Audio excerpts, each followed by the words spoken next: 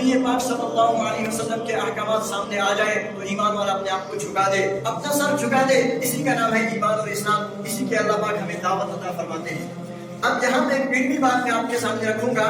اور خاص طور پہ جو پڑھا لکھا طبقہ ہے وہ اس پہ غور کرے۔ اس بات کو سمجھنے کے بعد دنیا کے بہت سے فرسودہ جو فلسفے ہیں وہ آپ کے لیے حل کرنا آسان ہو جائے گی۔ یاد رکھیے، جب انسان دنیا میں آتا ہے تو اللہ پاک انسان کی رہبری، انسان کی رہنمائی کے لیے، اس کے علم کے اضافے کے لیے، اس کی رہنمائی کے لیے اس کو کچھ ذرائع دیتے ہیں، کچھ اسباب عطا کرتے ہیں، کچھ آلات عطا کرتے ہیں جن کو استعمال کر کے انسان صحیح راہ تک پہنچتا ہے، جس سے انسان علم حاصل کرتا ہے۔ پہلا جو اللہ پاک نے ذریعہ عطا فرمایا علم کا، رہبری کا، وہ ہے سینس۔ 5 قسم کی جو سینسز ہیں ان کو عربی میں حواس خمسہ کہا جاتا ہے، 5 حصے۔ یہ کیا ہے؟ سب سے پہلے ایک انسان 5 چیزوں کے ذریعے علم حاصل کرتا ہے۔ قوت باصرہ یعنی آنکھوں کا دیکھنا، قوت سامعہ کانوں کا سننا، شنوائی، قوت ذائقہ چکھنا، اور اسی طرح قوت شامہ ناک سے سونگھنا، اور اسی طرح قوت لامسہ چھو کر کے کسی چیز کا علم حاصل کرنا۔ گویا سب سے پہلے انسان کسی بھی چیز کے بارے میں کچھ جانتا ہے تو 5 چیزوں کے ذریعے علم حاصل ہوتا ہے۔ کبھی آنکھ سے دیکھ کر کچھ چیزوں کا علم آ جاتا ہے، کچھ چیزوں کا علم زبان سے چکھنے کے بعد پتہ چلتا ہے کہ یہ کیسا ہے، کچھ چیزوں کے حوالے سے سننے کے بعد پتہ چلتا ہے کہ یہ کیسی ہے، اور اسی طرح کچھ چیزوں کو انسان چھونے کے بعد محسوس کرتا ہے اس کی حقیقت کیا ہے۔ مثلا یہ مائک یہاں پہ پڑا ہوا ہے، آپ دیکھ رہے ہیں، انسان کی آنکھ اس کو دیکھے گی تو فیصلہ کرے گی کہ یہ چیز، اس کا کلر ایسا ہے، یہ کالے رنگ کی ہے، لوہا لگا ہوا ہے، آگے سے اس کا کلر تھوڑا سفید سا ہے۔ آنکھ نے دیکھ کر کے یہ فیصلہ کر دیا۔ آنکھ کا کام، آنکھ کا دائرہ کیا ہے؟ دیکھنا۔ اسی طرح پھر انسان کی ہاتھ لگا کر کے آپ نے چھونے سے فیصلہ کر دیا کہ اس کے اندر سلامت ہے، اس کے اندر سختی ہے، یہ سخت چیز ہے، نرم چیز نہیں ہے۔ یہ ہاتھ سے چھو کر کے آپ نے یہ علم حاصل کیا۔ اسی طرح لیکن سوال پیدا ہوتا ہے، اللہ پاک نے جو سب سے پہلے 5 ذریعے انسان کو علم کے دیے ہیں، آنکھ ہو، کان ہو، زبان ہو، اور اسی طرح ہاتھ ہو، یہ جو 5 چیزیں اللہ پاک نے انسان کو عطا فرمائی ہیں، ضرور ان سے کسی حد تک انسان کو رہبری ملتی ہے، کسی حد تک انسان کو علم حاصل ہوتا ہے، لیکن ان 5 کا جو دائرہ ہے، جو جورسڈکشن ہے، یہ لامحدود نہیں ہے، انلمیٹڈ نہیں ہے، بلکہ یہ محدود ہے۔ ایک حد تک آپ کو ایک کام بتائے گی، ایک حد تک یہ اپنا کام آپ کو دے گی، ایک حد تک آپ کی رہبری کرے گی، لیکن اس حد سے باہر آپ اس سے کام لیں تو آپ بے وقوف قرار دیے جائیں گے۔ مثلا آنکھ کا کام دیکھنا ہے، لیکن اگر میں آنکھ کو بند کر دوں اور پھر میں کان سے دیکھنا شروع کروں تو سب بے وقوف کہیں گے، اس لیے کہ آنکھ کا کام ہے دیکھنا اور کان کا کام سننا ہے۔ میں نے آنکھ جس کا کام دیکھنا تھا اس کے کام کو بند کر دیا، اور کان کا کام سننا تھا، میں نے کان لگا کر اس کو دیکھنا چاہتا ہوں۔ اب میں جو کان کا دائرہ ہے، اس کا جو استعمال کا دائرہ اللہ پاک نے رکھا ہے، میں اس کو استعمال کر رہا ہوں آنکھ کے کام میں، تو یہ بے وقوفی ہے۔ اسی طرح اللہ پاک نے ہاتھ سے چھونے کے ذریعے بہت سی چیزوں کا علم دے دیا۔ اب چھونا ایک علم کا ذریعہ ہے، لیکن اس کی جو حد ہے یہ بھی متعین ہے، یہ لامحدود نہیں ہے۔ ہر چیز کی حقیقت کو آپ اس سے نہیں جان سکتے، بلکہ ایک حد تک آپ اس کو استعمال کر سکتے ہیں، اور اس سے آگے اب سوال یہ ہے، گویا 5 چیزیں آ گئی، آنکھ ہے، کان ہے، زبان ہے، چھونا ہے اور سونگھنا ہے۔ یہ 5 صورتیں ایسی ہیں، 5 راستے ایسے ہیں، سب سے پہلے بندہ ان کو استعمال کر کے علم حاصل کرتا ہے، لیکن چونکہ ان کا دائرہ لامحدود نہیں ہے، یہ محدود ہے، متعین ہے، ایک دائرے میں کام کر سکتے ہیں، اس سے آگے آپ اس سے رہنمائی لیں تو آپ رہنمائی نہیں لے سکتے۔ اب سوال یہ ہے، یہ 5 چیزوں کے ذریعے آپ علم حاصل کر رہے ہیں۔ اب ایک دوسرا سوال کھڑا ہوگا، یہ جو مائک ہمارے سامنے ہے، آنکھ سے ہم نے دیکھ کر اس کے کالا پن اور سفید ہونے کو جان لیا، اسی طرح اس کے لوہے کا دیکھنے سے اندازہ ہو گیا، چھونے سے اس کی سختی کا اندازہ ہو گیا، لیکن یہ سوال ہے کہ یہ کس نے بنایا ہے، اس کا اصل کام کیا ہے، اور اسی طرح اس کو بنانے کے لیے کون سے آلات استعمال ہوئے ہیں۔ محض ہماری آنکھ یہاں دیکھ کر کے یہ فیصلہ نہیں کر سکتی، اور اسی طرح ہمارا ہاتھ چھونے سے اس کا علم نہیں دے سکتا۔ گویا اس چیز کے علم کے لیے ہم محتاج ہیں ایک دوسری چیز کے۔ تو پہلے حواس خمسہ، سینسز جو انسان کو اللہ پاک نے دیے ہیں، ان کا ایک دائرہ ہے، ان کو استعمال کر کے آدمی علم حاصل کرتا ہے، لیکن جہاں یہ رک جاتے ہیں، جہاں ان کا دائرہ ختم ہوتا ہے، وہاں سے اللہ پاک نے دوسرا دائرہ دیا، دوسری ایک چیز دی جس سے آپ علم حاصل کریں گے، وہ ہے عقل۔ اور عقل کا کام کیا ہے؟ عقل آپ کو یہاں پہ رہبری کرے گی۔ جہاں پہ آنکھ فیل ہو گئی کہ یہ کس نے بنایا ہے، اس کا کام کیا ہے، اور اس کو کس مشین سے بنایا گیا، اس کا بنانے والا کیسا ہو سکتا ہے، یہ جو کام ہے یہ آپ کو آنکھ نے نہیں بتایا، یہ آپ کو کان نے نہیں بتایا، یہ آپ کو زبان نے نہیں بتایا۔ اس کے لیے اللہ پاک نے ان 5 چیزوں کے بعد ایک دوسری چیز عطا فرمائی، اس کو کہتے ہیں عقل۔ اب عقل سے آپ نے فیصلہ کیا کہ اس میں تار جوڑے گئے ہیں، اس میں بٹن سے لگائے گئے ہیں، اس میں دیگر چیزیں ہیں، یقیناً اس کا بنانے والا کوئی تجربے کار انسان ہوگا، کسی اعلیٰ مشین میں اس کو بنایا گیا ہوگا، کوئی انجینئر ہوگا جس نے انجینئرنگ کر کے اس کو سوار کر کے بنا کے دے دیا ہے۔ گویا جہاں پر یہ 5 چیزیں کام کرنا چھوڑ دیتی ہیں، رہبری کرنا چھوڑ دیتی ہیں، وہاں پہ انسان کو اللہ پاک نے دوسرے نمبر پہ عقل عطا کی ہے، اور عقل کو استعمال کر کے انسان کام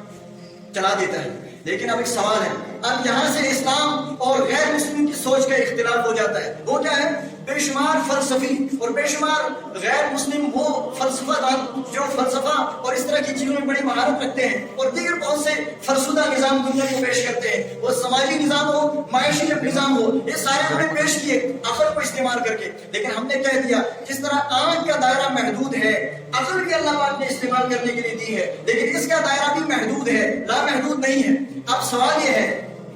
وہ لوگ صرف عقل کو آخری بات مانتے ہیں، عقل کے بعد ایک تیسری چیز اللہ پاک نے انسانیت کی رہبری کے لیے دی ہے، وہ ہے وحی، جو اللہ کی طرف سے آتی ہے، پیغمبر کے راستے سے ہو کے آتی ہے، انسانیت کی رہبری کرتی ہے۔ یہ تیسرا اور مضبوط آلہ ہے، اور یہ وہاں پہ کام کرتا ہے جہاں پہ انسان کی عقل فیل ہو جاتی ہے۔ اس کی ہم مثال دیتے ہیں، ہم نے کہا اب آپ عقل استعمال کر کے ظاہری چیزوں کی تعمیر اور ترقی کا فیصلہ کر سکتے ہیں، لیکن یہ فیصلہ کہ اس کائنات کا پیدا کرنے والا کون ہے، اس کا جواب آپ کو عقل نہیں دے گی۔ یہ فیصلہ کہ اس زندگی کے ختم ہو جانے کے بعد کوئی نئی زندگی ہے،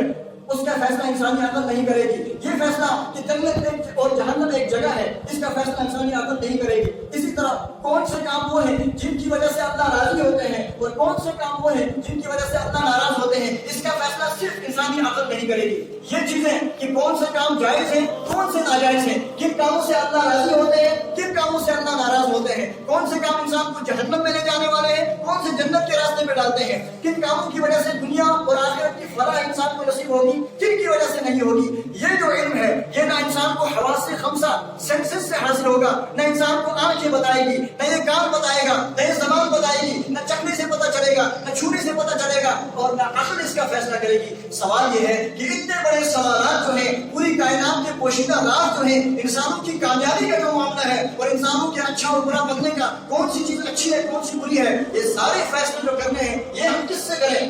تو جواب یہ ہے حواس خمسہ اس کا جواب نہیں دیں گے، عقل اس کا جواب نہیں دے گی۔ اس کا جواب کون دے گی؟ وحی۔ اس کا جواب آپ کو وحی سے ملے گا۔ اور اگر اس کے موقع پر اس سے ایک اہم بات سمجھ میں آ گئی، بے شمار لوگ کبھی سوال کرتے ہیں کہ قرآن میں ہائیڈروجن بم بنانے کا فارمولہ کیوں بیان نہیں ہوا ہے، قرآن ایٹم بم بنانا کیوں نہیں سکھا رہا، اور اسی طرح دیگر ایسی چیزوں کو کیوں بیان نہیں کر رہا۔ اس کا جواب کسی نے دے دیا، ہم نے پہلے کہہ دیا کہ علم کے حصول کا جو دوسرا آلہ ہے انسان کے پاس وہ عقل ہے، اور جہاں پہ عقل ختم ہو جاتی ہے، جہاں پہ عقل کی انتہا ہوتی ہے، جہاں انسان کی عقل نہ صرف یہ جواب نہیں دیتی بلکہ غلط جواب دیتی ہے، وہاں سے وحی کا آغاز ہوتا ہے۔ وہ عقل کی جہاں پہ انتہا ہے وہاں سے وحی کا آغاز ہے۔ اس سے سمجھ میں آ گیا کہ ضروری نہیں کہ وحی کی ہر چیز کو ہم عقل پہ توڑ کے فیصلہ کریں گے۔ بات سمجھ میں آ رہی ہے؟ تو پتہ یہ چلا کہ عقل انسان کی جہاں پہ جواب دے دیتی ہے اور جہاں پہ اپنا کام کرنا چھوڑ دیتی ہے وہاں سے وحی انسان کی رہبری اور رہنمائی کرتی ہے۔ لہٰذا اب وہ لوگ جنہوں نے اللہ کے نظام کو تسلیم کر لیا، جو اسلام کو ماننے والے ہیں، ان کے پاس تیسرا اور سب سے بہترین آلہ موجود ہے رہبری کا، دنیا اور آخرت کی فلاح و فیصلوں کا، وہ ہے وحی الہی۔ اور وہ لوگ جو اسلام سے محروم ہیں، جو دین سے وہ محروم ہیں، جو قرآن سے محروم ہیں، ان کے پاس یہ آلہ نہیں ہے، لہٰذا انہوں نے اپنی عقل کے ذریعے فیصلے کرنا شروع کر دیے۔ اور پھر کیسے فیصلے کر دیے؟ معیشت کے اعتبار سے اکانومی کا جو نظام دیا، کبھی سوشلزم آپ کو بتا دیا، کبھی کمیونزم بتا دیا، کبھی کیپٹلزم آپ کو بتا دیا، اس طرح کے نظام انسانوں کو بتا دیے کہ یہ معاشی نظام ہے اور کچھ سماجی نظام ہے، ان کو آپ سمجھیں، ان سے انسان کی جہاں کو چلائیں۔ لیکن ان لوگوں نے جنہوں نے ان نظاموں کو بنایا، جنہوں نے انسان کی ترقی کے لیے اپنی عقل استعمال کر کے ان کو تعمیر کیا، ان لوگوں نے خود آخر میں اس کو تسلیم کر لیا کہ یہ فرسودہ نظام، انسانوں کی عقل کے بنائے ہوئے نظام، انسان کی عقل ناقص ہے، اس کی فہم ناقص ہے، اس کا پیش کردہ نظام بھی ناقص ہوگا، اور اس کی ناکامی انہوں نے اپنے ممالک میں خود تجربہ کر لیا۔ آخرکار مجبور ہو گئے فیصلہ کرنے پر، وہ نظام بھی غلط تھا، وہ فلسفہ بھی غلط تھا۔ یہ سارے کیوں غلط تھے؟ اس لیے کہ جہاں پہ وحی آپ کو جواب دیتی ہے، جہاں پہ وحی آپ کی رہبری کرتی ہے، وہاں پہ آپ نے عقل کو استعمال کر کے فیصلے کرنا شروع کر دیے۔